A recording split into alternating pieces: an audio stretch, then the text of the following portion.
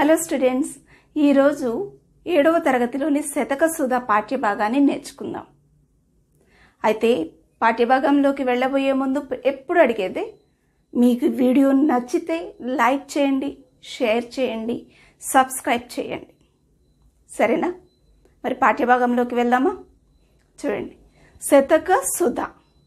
సుధ అంటే అమృతము, అమృతం లాంటి శతకాలు. శతకం అంటే ఏంటి?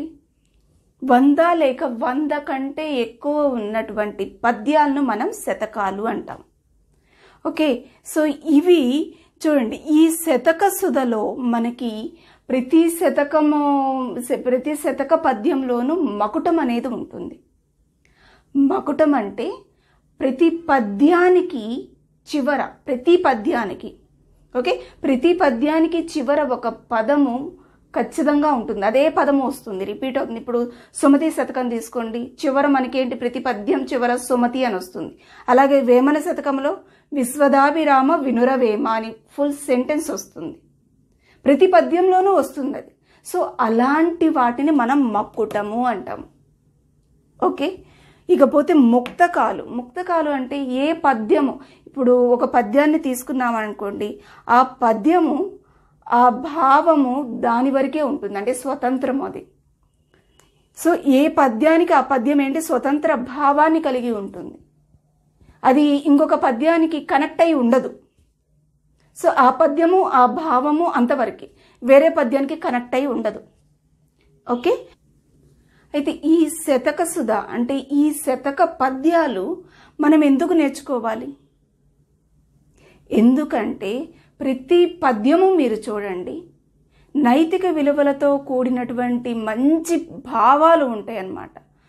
అలాగే సమాజంలో మనం ఏ రకంగా నడవాలి అంటే సమాజంతో మనం ఏ రకంగా సంబంధాన్ని కలిగి ఉండాలి, అలాగే మన హక్కులు, మన బాధ్యతలు, ఎవరితో ఎలా మెలగాలి. సో ఒక రకంగా చెప్పాలంటే మన జీవితం అంతా ఈ శతకాల్లో ఉంటుంది. ఉండేది ఒక్కొక్క పద్యంలోనూ ఒక్కొక్క భావం ఉంటుంది. సో అవన్నీ ఏం చేస్తాయి, మనల్ని నైతికంగా ఇంప్రూవ్ చేయటం, నైతిక విలువలు నేర్పించటం, అలాగే సమాజంలో ఏ విధంగా నడవాలి అని, అలాగే వచ్చేసి మనకి మంచి చెడు అనేది, ఏది మంచి ఏది చెడు అని ఆలోచించే రకంగా ఈ శతకాలు, ఈ శతక సుధలు, ఈ శతక పద్యాలు అనేవి ఉంటాయి.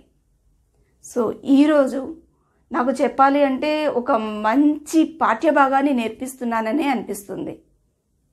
మరి అందరూ చక్కగా విని నేర్చుకోండి. మరి పద్యాలు నేర్చుకుందామా? మరి పద్యం చూద్దామా? ఇది సుమతి శతకం. ఓకే, ఇది బద్దెన రాశాడు. ఓకే, సో ఇప్పుడు పద్యం చూద్దాం. ఆ కొన్న కూడే అమృతము తాగొంకక నిచ్చువాడే దాత దరిత్రి, సోకోచ్చువాడే మనుజుడు తేకువ కలవాడే వంశ తిలకుడు సుమతి. ఆ కొన్న కూడే అమృతము. ఆ కొన్న అంటే ఆకలితో ఉన్నప్పుడు తినేటువంటిది. ఏంటిది? కూడు అంటే భోజనం, అన్నం. సో ఆకలితో, మనం బాగా ఆకలితో ఉన్నప్పుడు మనం భోజనం చేస్తామే, అది మనకి అమృతంలాగా ఉంటుందంట. మీరు ఎప్పుడైనా బాగా ఆకలిగా ఉన్నప్పుడు భోంచేయండి, పచ్చడి వేసుకొని తిన్నా కానీ అది ఎంతో రుచిగా ఉంటుంది. అది మనకి శక్తిని కూడా ఇస్తుంది అటువంటి టైంలో మనం తిన్నది. సో అందుకనే అంటారు, ఆ కొన్న కూడే అమృతము. మనము ఆకలితో ఉన్నప్పుడు తినేటువంటి భోజనము అది అమృతంతో సమానమట. అలాగే తాగొంకక నిచ్చువాడే దాత దరిత్రి. తాగొంకక అంటే తనకు దాచుకోకుండా, కన్నుళ్లాగా తనకి దాచుకోకుండా ఇతరులకు దానం చేసేవాడే నిజమైన దాతట ఈ భూమిలో. తాగొంకక తనకు ఉంచుకోకుండా ఇచ్చువాడే, నిచ్చువాడే అంటే ఇచ్చువాడే, నిచ్చువాడే దాత ధరిత్రి. సో తనకంటూ ఏమీ ఉంచుకోకుండా ఇచ్చేవాడే ఈ భూమిలో నిజమైనటువంటి దాతట. ఓకే, తర్వాత సోకోర్చువాడే మనుజుడు. సోకోర్చువాడే, శోకము అంటే దుఃఖము, దుఃఖాన్ని ఓర్చుకునేవాడే మనిషట. మనుజుడు అంటే మనిషి, శోకము అంటే దుఃఖము. మనిషి అన్న తర్వాత మనకి బాధ ఉంటుంది, సంతోషం ఉంటుంది. ఓకే, ఇలాంటివన్నీ కలగలిపినవే మనిషి జీవితం. సంతోషానికి పొంగిపోయి బాధ రాగానే డీలా పడిపోవటం అది కరెక్ట్ కాదు. ఎటువంటి బాధ వచ్చినా దాన్ని ఓర్చుకునేవాడు నిజమైన మనిషట. ఇక్కడ ఏమన్నాడు? సోకోర్చువాడే మనుజుడు. దుఃఖం రాగానే డీలా పడిపోకుండా దాన్ని ఓర్చుకునేవాడు నిజమైన మనిషట. తేకువ కలవాడే వంశ తిలకుడు సుమతి. తేకువ అంటే ధైర్యం. ఏదన్నా పని చేయడానికి కొంతమంది వెనకడుగు వేస్తూ ఉంటారు, భయపడుతూ ఉంటారు. అమ్మో, ఇది చేస్తే మనం సక్సెస్ అవుతామో లేదో, ఇది మళ్ళీ ఎవరన్నా తిడతారేమో. సో ఇలా ఆలోచిస్తే మనం ఏ పని చేయలేం. సో ధైర్యంతో ఈ పని మనం చేయడం మంచిదే, దీనివల్ల ఎవరికీ నష్టం లేదు సో అనుకున్నప్పుడు ఆ పనిని మీరు ధైర్యంగా చేశారనుకోండి, సక్సెస్ ఖచ్చితంగా అవుతారు. సో ఇక్కడ ఏమంటున్నాడు? ధైర్యంతో తేకువ కలవాడే వంశతిలకుడు సుమతి. అలా ధైర్యంగా ఉన్నవాడు ఖచ్చితంగా కుటుంబానికి పేరు తీసుకొస్తాడు.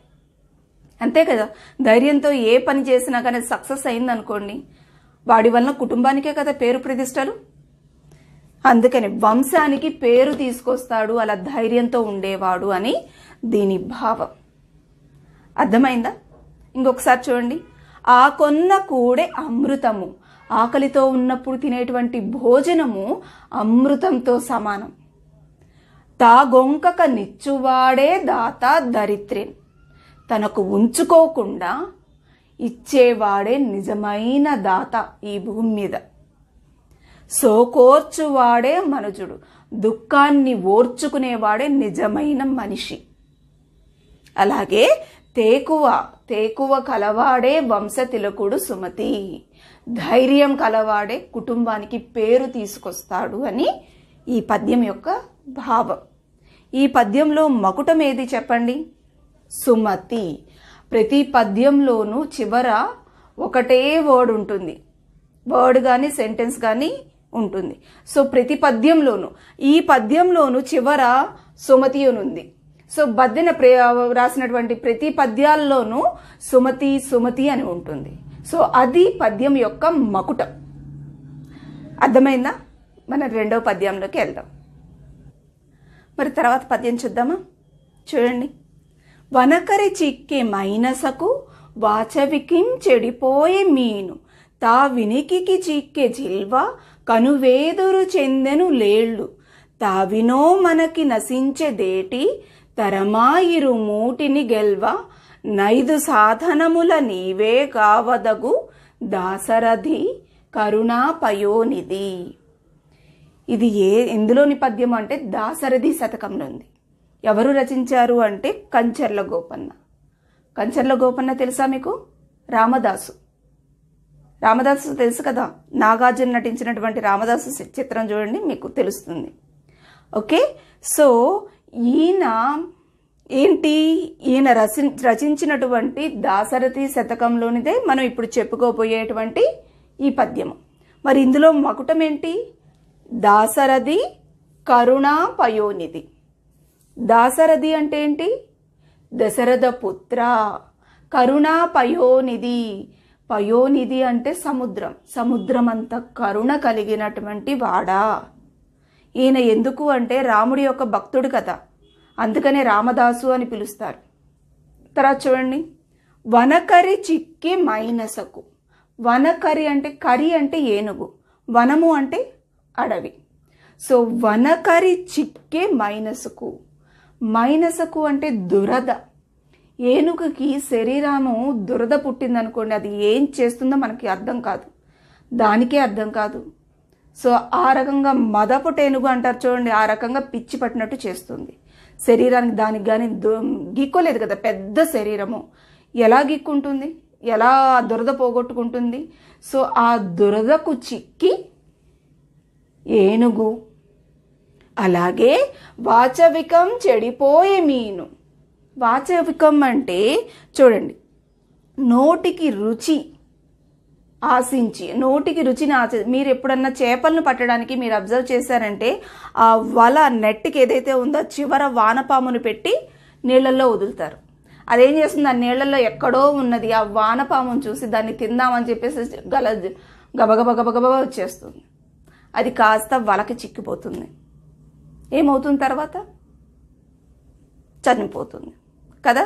సో అది ఎందుకు చనిపోయింది? దాని యొక్క నాలుక రుచి కోసం, ఆ రుచి కోసం వానపాముని ఆశించి, ఆ నాలుక వానపాముని ఆశించి అది కాస్త నశిస్తుంది చేప. అలాగే చూడండి, తా వినికికి చిక్కే జిల్వ. జిల్వ అంటే పాము. పామును పట్టడానికి ఏం చేస్తారు? పాముల వాళ్ళు చక్కని ఆ బోర తీసుకొని చక్కని రాగము పాడుతూ ఉంటారు. సో ఆ రాగానికి బందీ అయిపోతుంది ఆ పాము. తా వినికికి అంటే రాగాన్ని, అంత చక్కని రాగానికి చిక్కి పాము అంటే ఆ బోర అతను, పాములు పట్టే అతను బోర వాయిస్తాడు కదా, ఆ రాగానికి అది కాస్త పుట్టలోంచి బయటకు వచ్చి ఈ పాములు అతనికి చిక్కేస్తుంది. ఓకే, ఆ రకంగా ఆ పాములతను ఆ తర్వాత దాన్ని ఆడించి సొమ్ము చేసుకుంటాడు. సో ఆ రకంగా పామును చిక్కుతుంది. తర్వాత గనువేదురు చెందెను లేళ్ళు. లేళ్ళు అంటే జింకలు. జింకలు ప్రకృతి అందాన్ని చూసి ఏం చేస్తాయి? చెంగున అవి కాస్త పరిగెత్తుతూ ఉంటాయి. అంటే కనువేదురు అంటే అందానికి, ఆ ప్రకృతి యొక్క అందానికి అదేం చేస్తుంది? చెంగుమని అది పరిగెత్తుతూ ఉండేసరికి వేటగాడికి చిక్కేస్తుంది. అది అంటే చూపు ద్వారా అది నశిస్తుంది. తర్వాత తావినో మనకి నశించే దేటి. దేటి అంటే తుమ్మిద. దేటి అంటే తుమ్మిద. ఆ తుమ్మిద ఏంటి? తావినో మనకి అంటే మంచి సువాసనకి, మంచి సువాసనకి అదేం చేస్తుంది? పువ్వుల్లో నుంచి వచ్చేటువంటి సువాసన దానికి ఎప్పుడైతే ఆ స్మెల్ వస్తుందో వెళ్తుంది, వెళ్ళేసి ఆ పూల మీద వాలిపోతుంది. సో అప్పుడు ఏమవుతుంది? ఎక్కువ తేనె తాగటం వలన, లేకపోతే ఆ ముళ్ళు అవి ఇవి ఉండటం వలన అది కూడా నశిస్తుంది. సో ఏంటి? ఏనుగు వచ్చేసి శరీరం వలన, అలాగే చేప వచ్చి నాలుక వలన, అలాగే పాము వచ్చి చెవుల వలన, లేళ్ళు వచ్చి కళ్ళ వలన అందాన్ని చూసి, అలాగే తుమ్మిద వచ్చి టేస్ట్కి. ఇవి వాటి యొక్క పంచేంద్రియ పంచేంద్రియాలు అనేటువంటి ఒక్కొక్క దాన్ని ఉపయోగించుకొని అవి కాస్త నశిస్తున్నాయి అని చెప్తున్నాడు. అయితే ఇరుమూటిని ఇలాంటి వాటిని గెలవటానికి ఈ పంచేంద్రియాలు 5 సాధనముల నీవే గావదగు. అంటే వీటి నుండి కాపాడటానికి ఈ 5 పంచేంద్రియాలు నాకున్నాయి. నువ్వే నన్ను కాపాడాలయ్యా దాశరథి, నువ్వే నన్ను రక్షించాలయ్యా అని ఇక్కడ కంచర్ల గోపన్న చక్కని పద్యం రాశాడు. మన యొక్క పంచేంద్రియాల గురించి, వాటి వలన వచ్చేటువంటి నష్టాల గురించి, అంటే వాటిని మనం అదుపులో పెట్టుకోవాలి అని చెప్తున్నాడు ఇక్కడ.